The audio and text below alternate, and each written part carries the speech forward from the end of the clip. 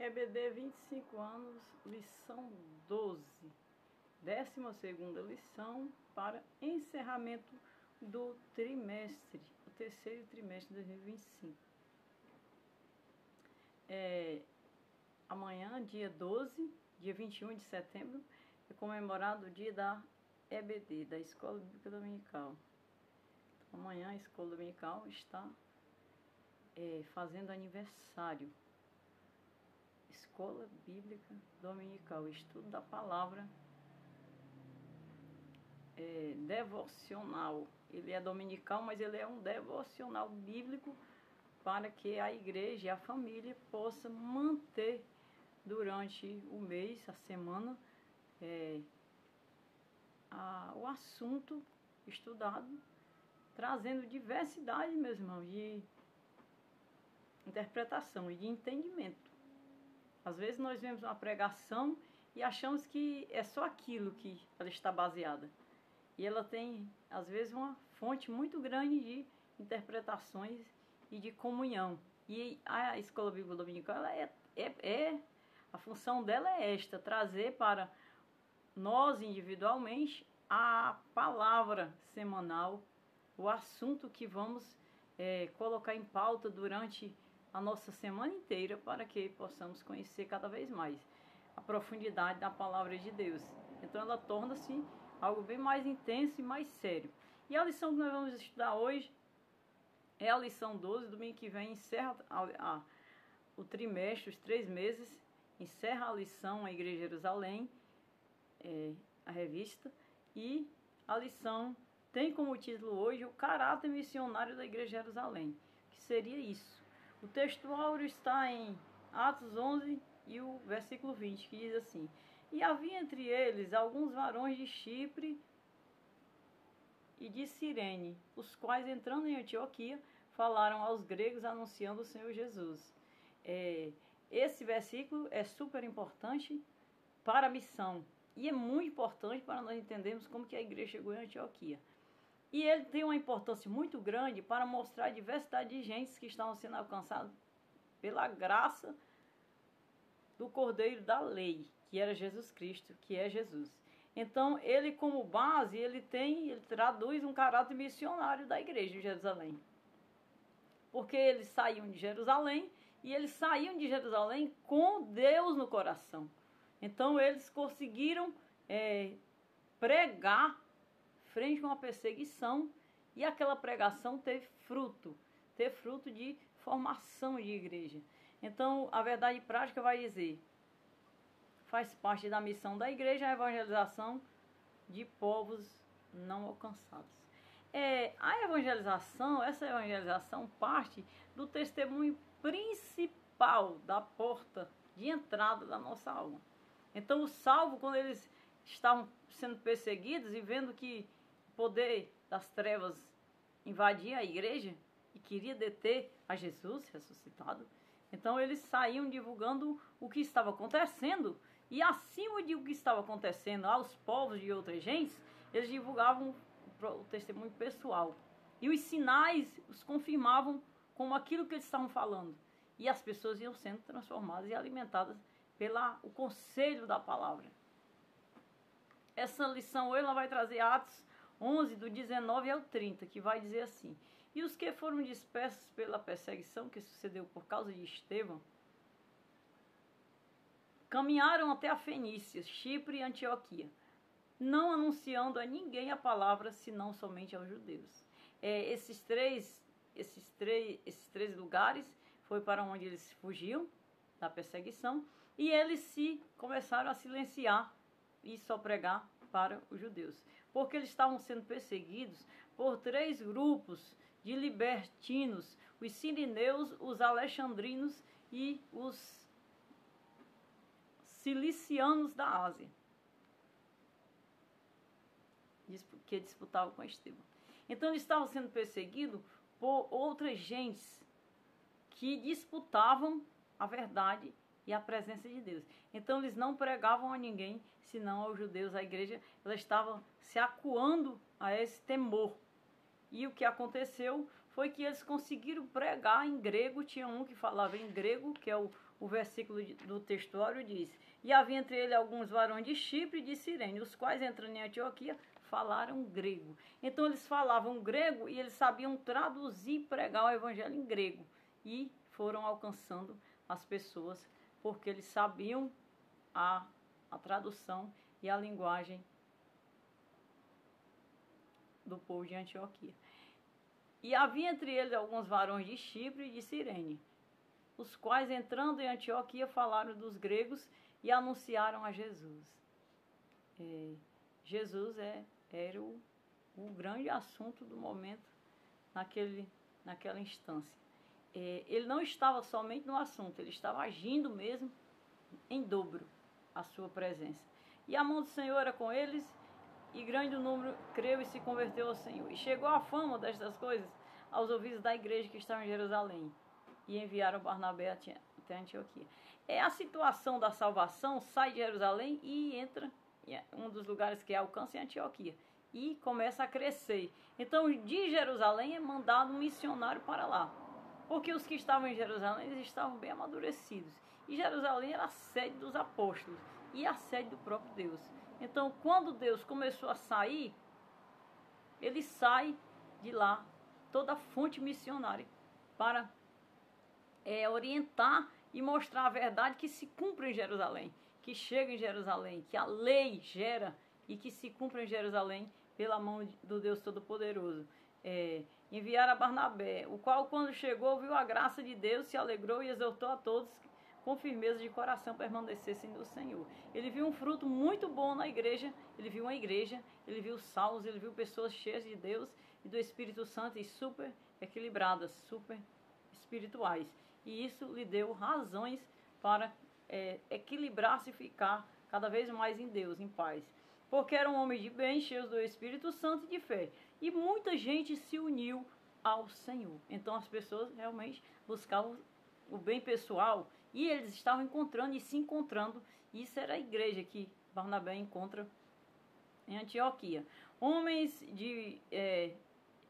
de paz que Cristo gera. Então Cristo estava gerando homens de paz, homens pacíficos, transformados. E isso era fácil encontrar e detectar. Então essa era a identidade da igreja. A personalidade de Cristo nas pessoas. Foi o que Barnabé encontrou em Antioquia. E unânimes. E eles estavam unânimes. Era uma igreja que já estava fora de Jerusalém. Então isso era mais um sinal de que não ia se manter em Jerusalém. Ela ia sair. E partiu Barnabé para Tarso a buscar Saulo, e achando-o conduziu para Antioquia. Então Paulo já era evangélico. Sucedeu que todo um ano se reunia naquela igreja e ensinaram a muita gente. Em Antioquia foram os discípulos pela primeira vez chamados de cristãos. Naqueles dias desceram profetas a Jerusalém para Antioquia. E levando um deles, por nome de Ágabo, dava a entender pelo Espírito que havia uma grande fome em todo o mundo. E isso aconteceu no tempo de Cláudio César. E os discípulos determinaram mandar cada um conforme que pudesse socorro aos irmãos que habitavam na Judeia. O que eles, com efeito, fizeram, enviando aos anciões por mão de Barnabé e de Saulo.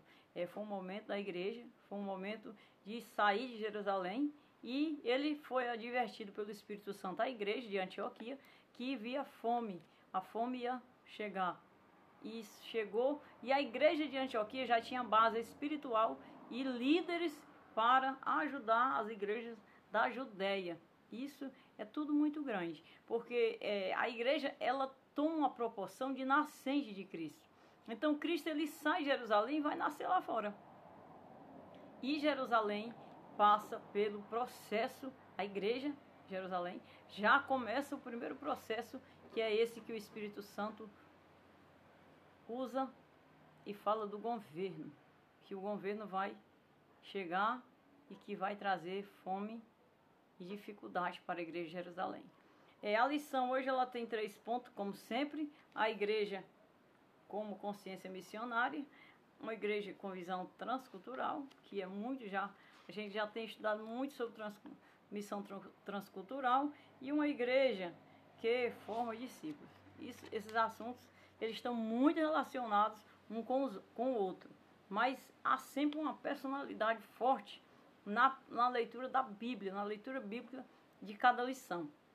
Então essa leitura, ela nos conscientiza de que a igreja saiu de Jerusalém, de que quem pregou não foi nenhum judeu, foi alguém que sabia falar o idioma dos gregos, que pregaram em Antioquia, que ganharam a igreja. E quando o discípulo chegou em Jerusalém, em Antioquia, a igreja já estava com todo o semblante de Cristo. Ela já estava com todo o equilíbrio do Espírito Santo, e até profetas poderia receber, que recebiam e que receberam a igreja, receberam mensagens espirituais do Senhor, e se cumpriu como Deus determinou.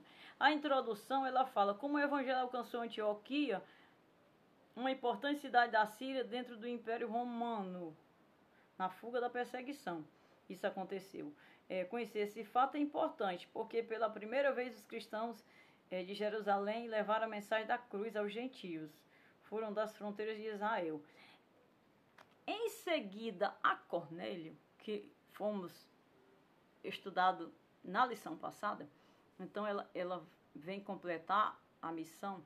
Em seguida a salvação de Cornélio, que Pedro vai a Cornélio e salva toda a casa. Esse acontecimento vem a forte perseguição. E nessa perseguição a igreja ela sai. E quando ela sai, ela se torna completamente uma igreja missionária e uma igreja cheia do Espírito Santo. Em ela sair, ela completa a obra do Espírito Santo.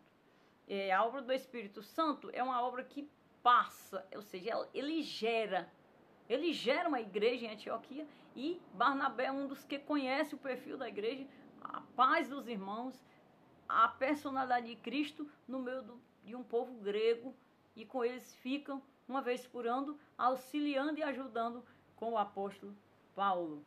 Então Paulo ele teve uma grande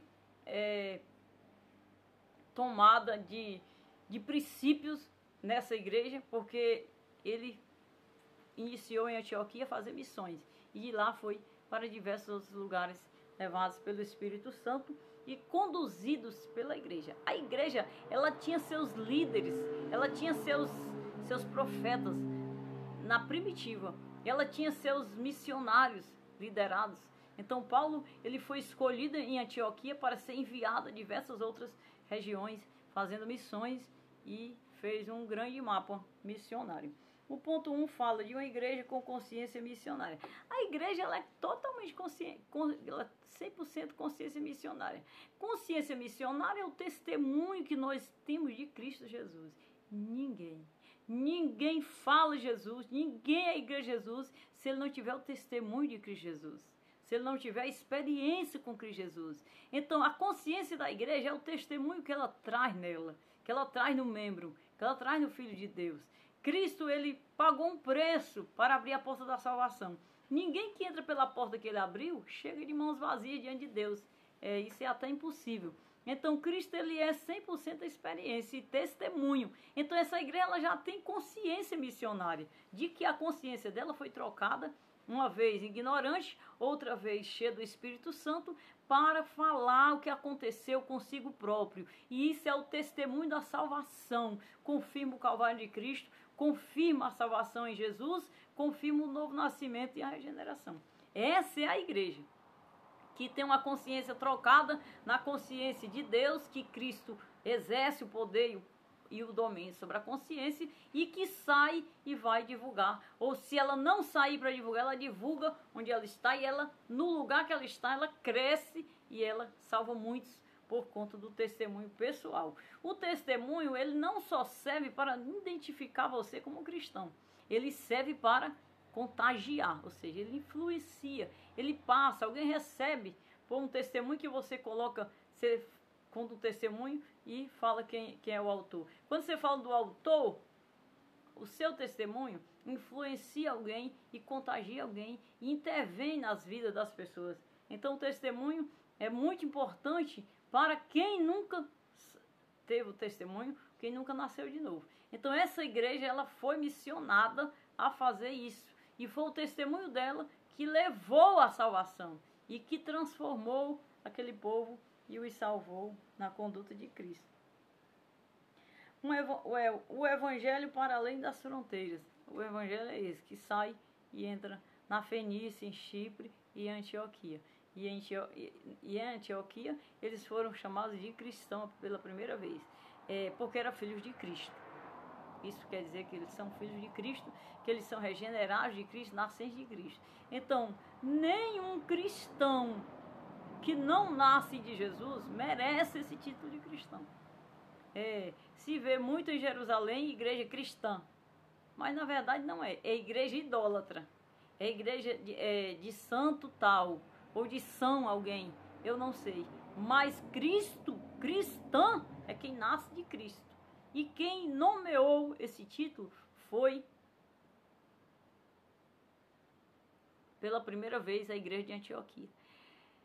Quem nasce em Judá é judeu. Quem nasce na Judéia é judeu. Então, é essa derivação. Por isso que eu não dou o nome de cristão para uma igreja que prega a idolatria. E que lá tem a idolatria. Que lá tem monges, tem pessoas vivendo fora da palavra, tomando rumos até mais reservados, mas extremamente ignorantes da verdade e o juízo de Deus. Esses não têm salvação. Não adianta aumentar o índice de vestidos sobre si e trazer uma fé ou uma experiência que não esteja dentro da palavra e do Cristo vivo e dizer essa igreja é uma igreja cristã. Cristo não habita essa igreja. Essa igreja é uma igreja pagã. Essa igreja é uma igreja idólatra. É uma igreja errante. Cristã nasce de Cristo. E quem nomeou esse título foi Antioquia, onde havia uma igreja de paz e de bem que foi discipulada e ajudada pelo próprio pastor Paulo de Tarso, salvo por Jesus Cristo, e ninguém maior que ele para testemunhar. Então, as cidades alcançaram a cidade de Samaria, o evangelho além das fronteiras. Então, o evangelho, ele saiu como Jesus saiu de Jerusalém. Na ressurreição, Jesus saiu de Jerusalém. Então, o evangelho sai, em seguida a Cornélio, a perseguição encerra-se com a saída da igreja e ela até hoje não voltou com título e com honra para Jerusalém. Eu não conheço, nunca conheci em Jerusalém uma igreja que esteja totalmente 100% voltada para o Cristo vivo e para o que as igrejas têm recebido no mundo inteiro, que é a presença do Espírito Santo. Os cristãos dispersos, mas conscientes da missão. O que foi isso? Foi quando os irmãos começaram a fugir. E uma dessas fugas foi a nascente da Antioquia. Foi quando foi prego em Antioquia em grego para esses irmãos desta cidade. O que vemos são cristãos conscientes da missão de testemunhar a sua fé onde quer que estivessem. Então, se eles estavam em Jerusalém, eles estavam ali vivendo em Jerusalém, não como judeus, mas como igreja. E eles estavam crendo porque a fé era do judeu. A fé era nascente da lei. Jesus veio da lei. Quem concebeu Cristo foi a lei. Então, Jesus ele foi conhecido como profeta, tanto quanto João Batista. Ele não foi aceito, mas ele foi conhecido pela lei. Ele foi conhecido pelo templo. Primeiro, Jesus ele não fez o papel de um profeta como Jeremias, como Isaías, de profetizar, como João Batista. Ele assumiu o poder de dominar. Domínio pleno de ressurreição à vista dos olhos, de nascença de qualquer coisa. Então isso o que acontecia? Quebrava a lei, porque a lei limitava. Então como podia um pecador receber uma cura no caso cego de nascença? E então ele disse, até do sábado eu sou Senhor. Quando ele diz até do sábado eu sou Senhor, não é mais necessário reverenciar o dia de sábado. É necessário reverenciar quem é Senhor do sábado, Jesus. Então quando ele diz o cego era de nascença, mas quando ele diz para a mulher, quem não tem pecado, atira a primeira pedra. Quem é digno, quem é este? Ele é o dono do perdão. Ele é o dono da situação. O diferencial é que ele se colocou em uma posição de condenação. Ele se formou um homem. Ele se gerou do ventre da mulher para repreender e destruir a serpente do pecado e da ignorância de consciência dos homens. Então, a lei concebe esse profeta e ele vai para o templo. E ele, desde criança, foi criado, conhecido como profeta. Mas, ao chegar à fase de adulta, que não se herda mais consciência infantil, que fica até descolocado e ridicularizado e desnecessário, ele assume o poder que lhe foi dado, que era pleno, de ressuscitar a dar vista aos cegos. Ele dava vista a quem queria, ele curava quem queria, ele perdoava quem queria. Se ele queria perdoar uma prostituta, ele é Deus. Então a lei o condenava e eles não acordaram para entender que ele era maior do que a lei. Então colocar alguém maior do que a lei na lei, como a lei estava, era um desafio e um processo de visão. Teria que vigiar para ver quando vinha o Messias. Ele vinha maior que a lei. Então isso lhe torna uma pessoa diferenciada. Porque ele vem como maior e ele cumpre. E quando ele cumpre, ele dá o testemunho. E você vai testificar. Então, quando eles se dispersaram, eles saíram testemunhando do que eles tinham agora em Cristo Jesus. E isso deu a eles a consciência do testemunho, que é fundamental para alguém nascer a partir da nossa experiência. Eles não perdem o foco, anunciam o Senhor Jesus, o testemunho de sua vida em qualquer tempo, lugar e circunstância. Então, a partir de que Cristo decidiu como seria a salvação, não havia mais a lei, e a consciência e a igreja tinha diversas gentes de diversos lugares reunidos na igreja. Quando a igreja sofre a perseguição da lei em não aceitar que o nome de Jesus, a presença de Jesus, fosse continuada em Jerusalém como igreja, então os irmãos, eles fogem cheios, eles fogem plenos, conscientemente plenos de que Jesus era o Senhor, o Deus Salvador, e que Jesus era aquele que os transformaram e os salvaram de qualquer debilidade. Então isso é um papel, algo muito grande, muito gratificante. E eles saíram testemunhando e alcançaram a igreja de Antioquia, cristãos leigos mais capacitados. Eles, ainda que fossem leigos, eles estavam cheios do Espírito com testemunho pessoal. Eles não precisavam trazer os rolos, eles não precisavam trazer a lei escrita em mãos. O Espírito quem os liderava. Antioquia, capital da Síria, uma cidade cosmopolita e uma das 3 mais importantes do Império Romano. Essa cosmopolita é muitas gentes.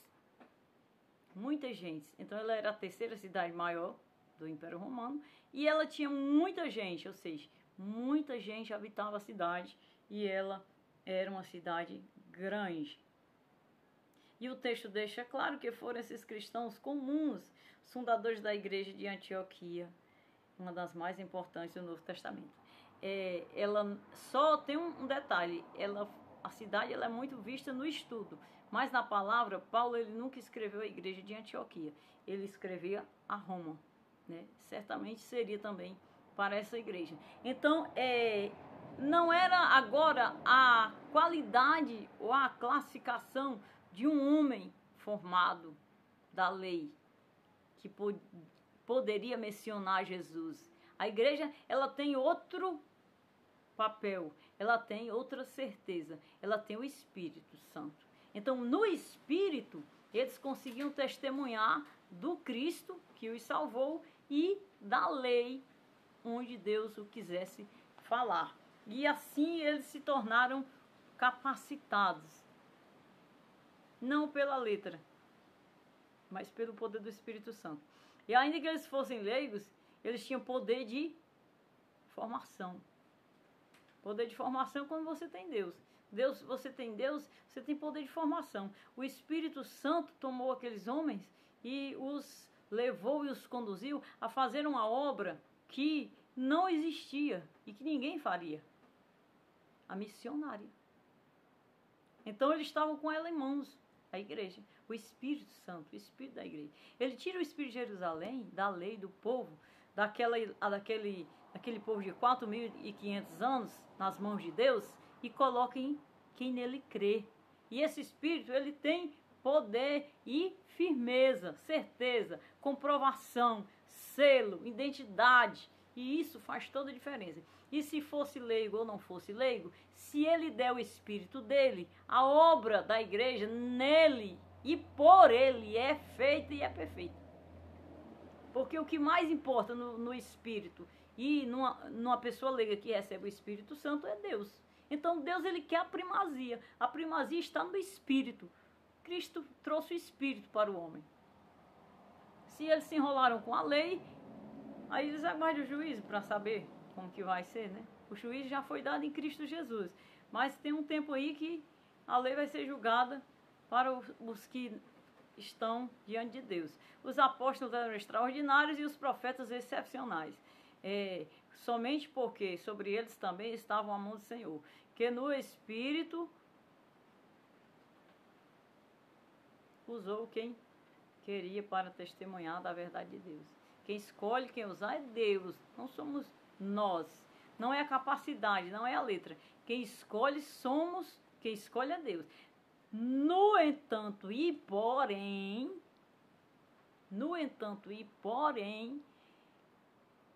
Deus usa aquele que está nas suas mãos.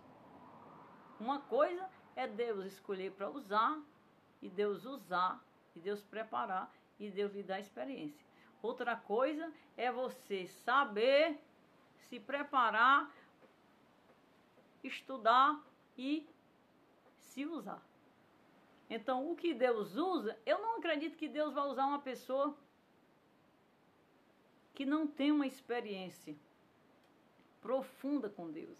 É porque quando Estevão foi pregar, ele começou a pregar desde Abraão. Você acha que Estevão, ele era leigo da lei e da história dos judeus? Não. Então, Deus, ele nos dá o Espírito, mas o Espírito prepara pessoas que tragam a história intacta em mãos. A pessoa que tem uma maturidade dentro do assunto, dentro da vivência, uma experiência alongada. Será que os judeus que saíram da perseguição, que ganharam a igreja de Antioquia, eles estavam com pouco tempo? Eles tinham chegado na Judéia há pouco tempo para nascer de Cristo? Não, eles tinham um tempo. O processo da perseguição se deu com a guerra espiritual, com o destino dos governos, com a personalidade das decisões. Então, eles reforçaram a lei e trouxeram uma perseguição forte, de maneira que os cristãos... Mas os cristãos que saíam já sabiam. Barnabé detectou o perfil da igreja, a estadia espiritual dos irmãos. Então isso já dá para saber que Barnabé já estava um tempo nas mãos do Senhor. O apóstolo Paulo também, mesmo tendo a experiência que teve, ele passou um tempo amadurecendo e conhecendo, e tinha capacidade, quando teve conhecimento, nas mãos do Senhor para edificar as pessoas e ajudar e edificar a igreja. É uma igreja com visão transcultural. Essa igreja com visão transcultural é a igreja que alcança a diversidade de idiomas. É a que vai mais além. É a cultura grega. A Bíblia nos conta que alguns cristãos que tinham sido espalhados pelo mundo chegaram a Antioquia, falaram gregos. Esta expressão, falaram gregos, é muito importante. De acordo com os estudiosos, eles explicam que ele foi o primeiro momento em que os cristãos judeus falaram de Jesus para as pessoas que não eram judias, adoravam outros deuses e não seguiam o judaísmo. Falar grego era um idioma que não era judeu. Então, o judaísmo ele não tinha alcançado tanto. O processo estava lento. Quando ela alcança Antioquia, ele aveloça. Porque a diversidade de gente que estavam em Jerusalém, que foram batizados com o Espírito Santo, foram diversos. E eles, cada um falava em seu idioma.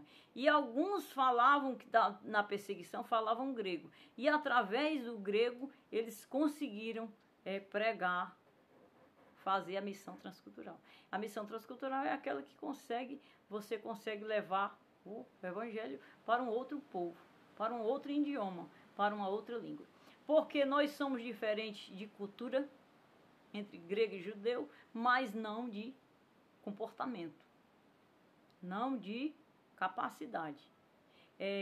Por que a lei não absorveu os judeus?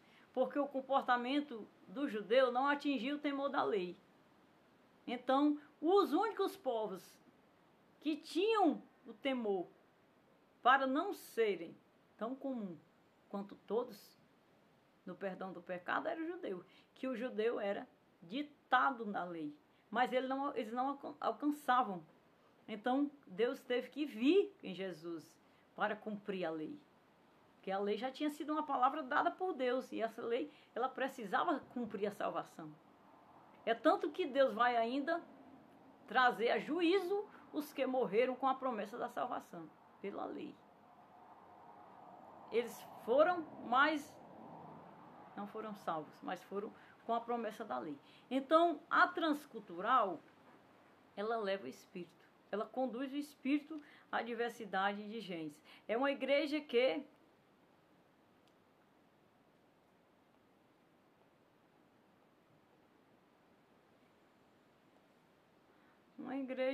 fala a cultura. É a igreja que fala outras culturas, outras línguas, que transforma a cultura e a língua. A cultura é algo que o povo herda para viver, de pai, de família, de nação. Então, essa missão transcultural, ela une no espírito ao povo de diversas culturas. E uma dessas foi a igreja de Antioquia, que se uniu ao judeu. Outros judeus da mesma cultura, mas cristãos judeus que falavam grego, levando o evangelho a pessoas que não tinham nenhuma ligação com o judaísmo. Dessa forma, o que Jesus havia ordenado, pregar o evangelho a toda criatura. Já existia a Septuaginta. A Septuaginta foi a tradução da lei. Então, muitos gregos estrangeiros tinham noção do que era o judeu e o que era a lei do judeu. E muitos até participavam do culto dos príncipes e sabiam que o Messias vinha, os magos do Oriente. Então eles vieram adorar. Então eles tinham noção que Deus traria a salvação pelo povo, mesmo que ele não fizesse parte. E Jesus, quando vem, confirma isso, e muitos se enquadraram e se encontraram nessa promessa, porque eles esperavam. E até esperavam com tanta mais fidelidade e vigilância do que os próprios judeus. Então isso faz toda a diferença, e isso é missão transcultural. Aquilo que o Espírito levou além do Espírito Santo. Contextualizando a mensagem. Podemos ver aqui um exemplo de como os primeiros cristãos adaptavam a mensagem no contexto que estavam. Lucas nos conta que anunciaram o evangelho do Senhor Jesus. O texto é curto e direto, mas esses cristãos estavam pregando para pessoas judias. Isso significa dizer que eles não podiam simplesmente usar o Antigo Testamento para provar que Jesus era o Messias prometido, porque isso não faria sentido para o público. Judeus e samaritanos expressam a promessa, porém os gentios conheciam a promessa e os frutos de sinais de quem prometeu. Então, o gentio, ele conhecia a promessa do judeu, porque a Septuaginta já tinha sido traduzida e eles já tinham ganhado os territórios todos de Israel. Então, Judá já era o único lugar que ainda era de Israel. Então, com esse avanço de tomada de judeu e de Israel, Judá fica sendo um pequeno lugar para Deus, tipo o nome de Jerusalém, pela qual esperavam o Messias. E os gentios sabiam do destino, mais ou menos do destino dos judeus. Porém, não falavam as vossas línguas, não falavam os vossos idiomas. Então, quem alcançou o idioma, essa missão, foi o Espírito Santo.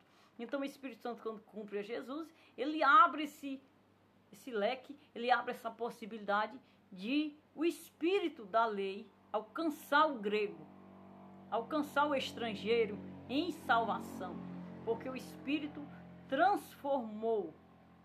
Cornélio, ele recebeu a visita do anjo, ele disse, ainda te falta uma coisa. Então, Cornélio ele adaptava-se a todo mandamento e o temor. Mas se Jesus não vem, ele nunca entrava, porque ele não era da promessa. Porém, Cristo consumou. Então, o que faltava era a porta para ele passar.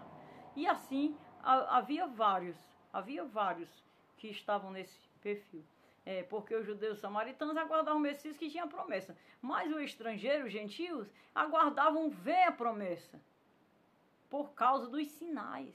Eles sabiam que a nação tinha promessa de Deus pela grandeza dos sinais. Então isso os colocava em arquibancada de espera. E se cumpriu no Messias, pela qual estamos estudando esta tarde. E isso é a possibilidade e a grandeza da missão transcultural. Além disso, esse cristão também não mencionou o costume judaico, como a circuncisão, que Estevão citou em seu discurso. O que separava a circuncisão do incircunciso. O judeu da Judéia, os discípulos, seguraram o poder da lei e da circuncisão. A missão transcultural parte para fora, mostrando a diferença desses dois mundos, que uma vez cumprido a promessa aguardada, a circuncisão era o coração, e se constava nas pessoas e na formação das igrejas que saíam de Jerusalém. Ponto 3, uma obra que forma discípulo, a obra do Espírito Santo. A obra do Espírito Santo forma discípulo e isso identifica na missão transcultural. Quando você encontra o discípulo formado, ou encontrou nessa igreja, o discípulo formado como Barnabé encontrou, então ele conseguia encontrar ali a missão transcultural.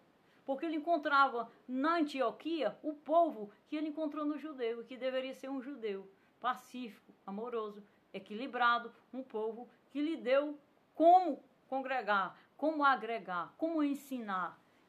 E não só Barnabé, mas o apóstolo Paulo e todas as igrejas formadas. Então elas tiveram essa liberdade plena quando elas saíram de dentro de Jerusalém.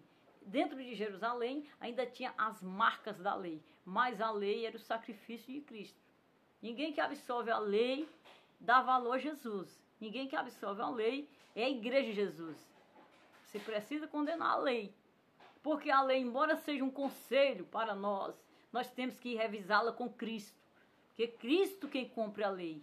A lei é problema de Cristo e Cristo com ela resolveu, a julgou. Então, em ser Cristo o perdão, a lei para nada vale. Ele absolveu, ou seja, ele anulou a lei.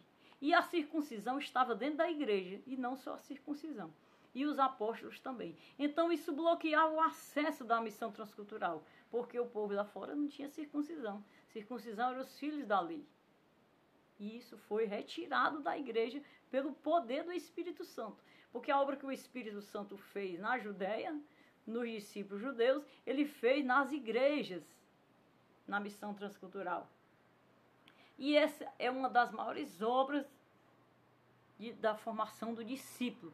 Quando o discípulo era formado lá fora, então isso se cumpria e se completava.